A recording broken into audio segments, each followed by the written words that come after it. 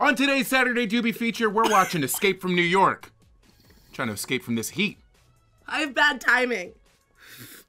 Hey now!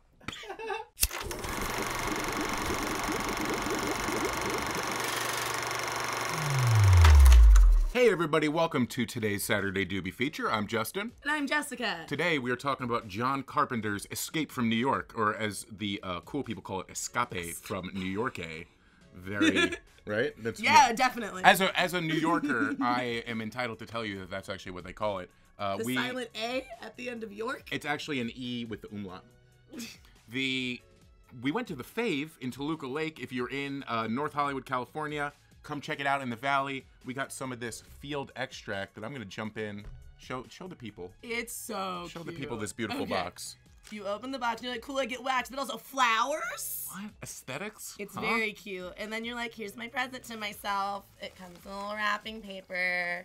And if you're like me and you're ill-prepared, there's a very small little dab tool in the bottom of the box. It's so cute. It's so and tasty. Cute. And innovative. It's that live resin sauce all the kids are talking about. And you can what use was it? Unicorn something? Yeah, there's the pictures. Like, it's just, they name their stuff with emojis. So it's just unicorn and then cloud smoke. that could be a fart. Which, you know, is very similar to how John Carpenter named this film, starring Kurt Russell. You know, I always like the segues. Yeah. You know? He named it also after emojis. The Watergate scandal came out. If you saw that, it was all emojis about Richard Nixon stuff. But no, that was what inspired him to write this movie, the disillusionment of the country. If you know what he was saying when he wrote it. Sorry, that dab is really nice. Field extracts, way to go. They did great. John Carpenter's Escape from New York is an exciting picture. It's kind of like a self-contained action thriller, all in 24 hours. It's so good. I just watched it for the first time, and I don't know what I've been waiting for. Come on, Jess! So it felt like a roller coaster. It was a ride. It was entertaining the whole time. The shots were beautiful. My favorite part is, okay, since we all know it's all the jails are gone in Manhattan's jail, and there's no cops. We know, we've seen it. So my favorite part is all the stuff they've created in their universe. In the cabbie watching the play, I replayed that 30-second scene 3 times. It's so brilliant because once society breaks down, people are going to need to, like, recreate these pleasures and experiences. So, like, you know, there's actually a great play that kind of deals with this, where in the future, like, a tribe of humanity has to recreate a Simpsons episode. You know, like, by retelling, like, the story, and it's such a cool concept, I think. So, yeah, they're in this vaudevillian. I just wanted to hear the song, because it's a song about living there. They're like, come to New York, it's terrible, it's great, like, it's so good. It really seemed like an offshoot of Harlem, I'm sorry, what do we want, with the posing?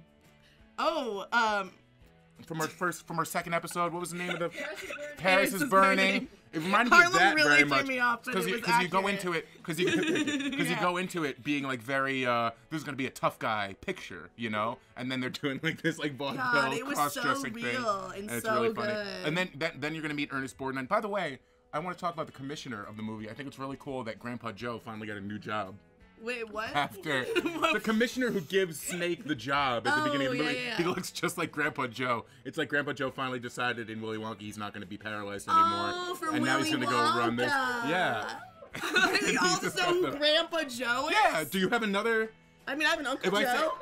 That's my uncle. If I said Uncle Joey, who would you think? Well, you would probably think of your actual uncle. No, but I I'm think talking of Full about, House. Yeah, Full House is what I would think of if I'm talking about Escape from New York. I'm thinking about Full House. The commissioner looks just like the grandpa.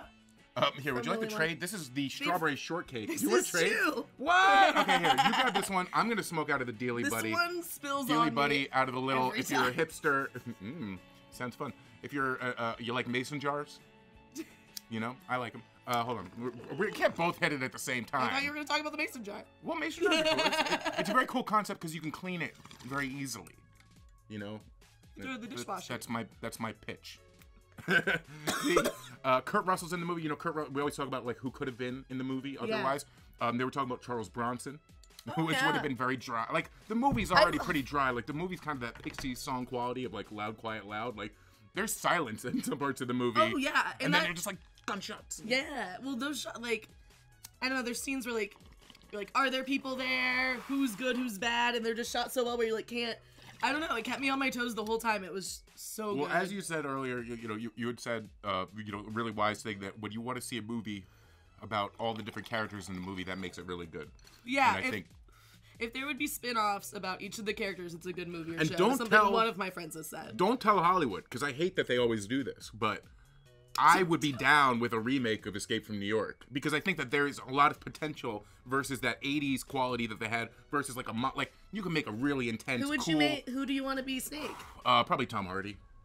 Oh, that's fun. Yeah, but I have a hard on for Hardy. Oof. The Hardy, also AKA a Hardy on. The who would you put in it? Who's your action? I was thinking what's his name? From Guardians of the Galaxy. Oh, Chris Pratt's and everything. I know, but I like him. He's not, but he doesn't have who that. else would be good? The one that used to be a stripper from Magic Mike. Channing Tatum. I'd see Channing Tatum has more Snake. of that That's authoritarian, badass quality he's that funny. Kurt Russell. See, Kurt Russell used to do apparently like a lot of these like light Disney comedies and stuff like that. So he really tried to do like this role. Overboard. Oh, Isn't yeah. that? Oh, that one where he like kind of kidnaps that lady and like makes Yeah, her they're fall in love with married him. now. That's the weird. right cast, right? Kurt Russell's in Overboard. Yeah, with Goldie Hawn. Yeah. Yeah. And now they're still A movie. I think they actually tried to remake it. They today, did but remake it was like a role reversal thing. Mm-hmm. Point is, you can't always talk about these things the same way today. But he's trying to break out of that character type, and he was like method acting on the set. He was Snake Plissken all the time. Really? But it really shows. Like, I don't think Chris Pratt can bring that kind of gravitas that Kurt Russell did. He's just such an asshole, and in the best way. You know who I think now? Because I kind of like that Kurt Russell's not super muscly. He's lean. He's like lean, but he's not.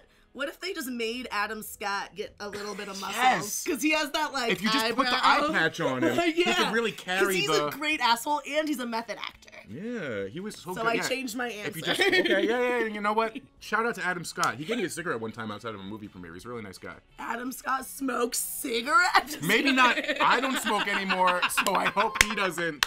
TMZ, don't at me. Actually, speaking of the Snake Plissken character, that is something. Another thing I hate that Hollywood does is prequels, and I kind of want. They always drop such interesting stuff about Snake in this movie. I would be down with the Plissken prequel that goes, what was he doing in Leningrad when he was doing those missions? Like, what was he doing at the Federal Reserve? I'd watch it. I agree, but I kind of like that I don't even know how he lost his eye. That's you the know best what I thing. mean? You don't want that in the movie. You don't want in the movie, like, they go through every single thing and explain, like, how he made his jet that lands in the World Trade Center. Or, like, how he lost his eye, like, Solo style. Like, I just want, like, adventures with the character, maybe. But they're trying to remake it with your favorite director, Robert Rodriguez.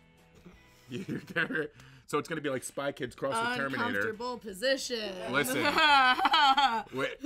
They've been trying to make it since 2015. I don't know how it's going to go. Yeah. They did the sequel to Escape from LA, which I think we can all identify with. And I haven't seen. Well, I just mean we all want to escape sometimes. Oh, yeah. It is too hot. I don't have really. I have vague recollections of Escape from LA. I think there's a part where he like plays basketball. I'm gonna watch it, so no spoilers. Okay, no spoilers. This one made me very excited to watch the other one. You know who the other? I like the guy that doesn't trust him. That's ugly. That's in everything. Harry Dean Stanton. He's so good. Brain, right? Brain, that guy. Yeah. Brain's great. I like that he's like built up as the super scary character, and then he like knows his first name, and he's like, shut up. And Brain's like henchwoman is like my ideal '80s like hottie. Like, oh my god, like they just I don't know, something about the hair and the cut is the perm very much that does it for royal me. Purple that was on like every beautiful woman in the 80s. Yeah. Specifically shade of purple. But like you could tell that they had to tape it down because of the way that it doesn't move a lot, but like it's all there, Sure. If you guys know what we're talking about, subscribe to our new channel. Just tired to talk about boobs. I love boobs. Escape from New York, classic. It was great. Classic. It's on Amazon too. It's not on Netflix if you guys are trying to watch it. It's true. On the Prime. I'm gonna continue hitting this. If you want to tell the people where to find you, I think we're wrapping it. Are we wrapping it? Yeah. Were there other characters? No, I just think about Ernest Borgnine. It's hard for me to take it seriously because he's like Mermaid Man. We didn't talk about how Isaac Hayes is in it. Chef's in it.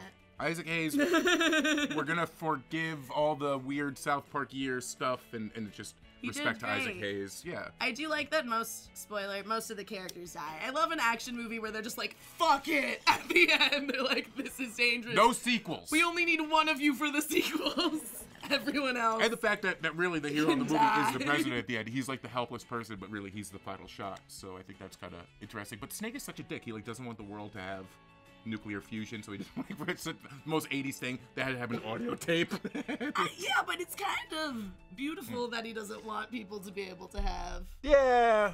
I don't know. We're gonna keep talking about it. If you want to see me on Instagram, just Gentile, Justin_Gentile on Twitter. See her comedy stuff. It's funny. Thank you, Jessica420, bro. And guess what? We love you. Love you. We'll see you guys next time. Bye.